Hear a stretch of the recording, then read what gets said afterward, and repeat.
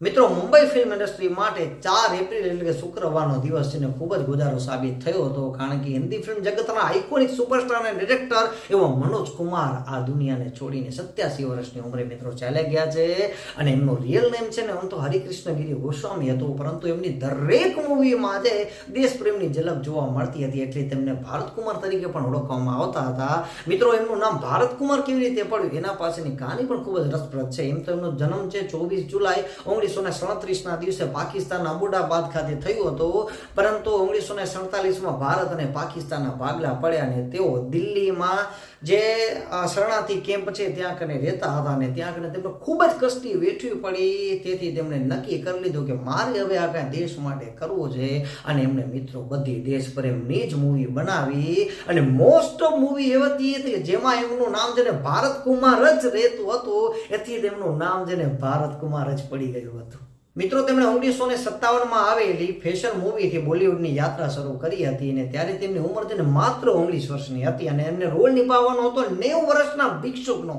પરંતુ મિત્રો એમણે એટલી પ્રેક્ટિસ કરી અને મન લગાડીને રોલ નિભાવ્યો કે એ રોલ છે ને બધાને પસંદ આવી ગયો હતો.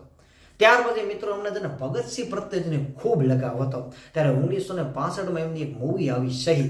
એ મૂવી જ્યારે ડિરેક્ટ કરવાની હતી અને મૂવીમાં રોલ નિભાવવાનો હતો ને એનાથી પહેલા છે ને તે ભગતસિંહના માતા એવા વિદ્યાવતી કૌરને મળવા માટે જાય છે. અને જ્યારે હોસ્પિટલમાં મિત્રો તે હોય છે ને મળે છે ને ત્યારે વિદ્યાવતી કૌર કહે છે કે તું તો મારા ભગત જેવો લાગે છે.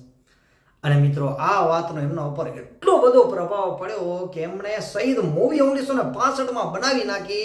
અને તે સમયનો મિત્રો એક સોંગ પણ ખૂબ જ વાયરલ થયેલો, મેરા રંગ દે બસંતી ચોલા. મિત્રો એ આ જ મૂવીનો સોંગ હતો અને આ મૂવીએ મિત્રો ભારત દેશમાં છે ને દેશ પ્રેમ જગાડી નાખ્યો હતો યાર.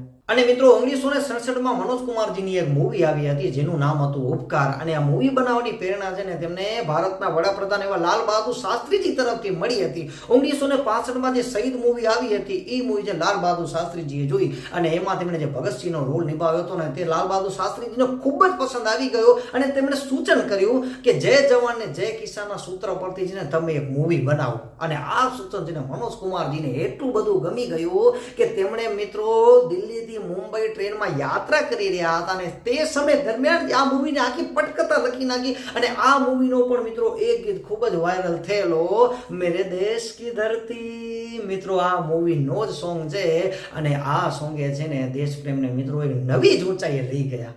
પણ મિત્રો કહેવાય છે ને કે બધા દિવસો સરખા નથી હોતા. એમના જીવનમાં એક સમય એવો પણ આવ્યો હતો કે ભાઈ ઇન્દિરા ગાંધી સરકારે છે ને તેમની મૂવીઓ પર પ્રતિબંધ મૂકી દીધો હતો અને તેના માટે રીતસરનો તે કોર્ટમાં કેસ લડવા માટે જાય છે.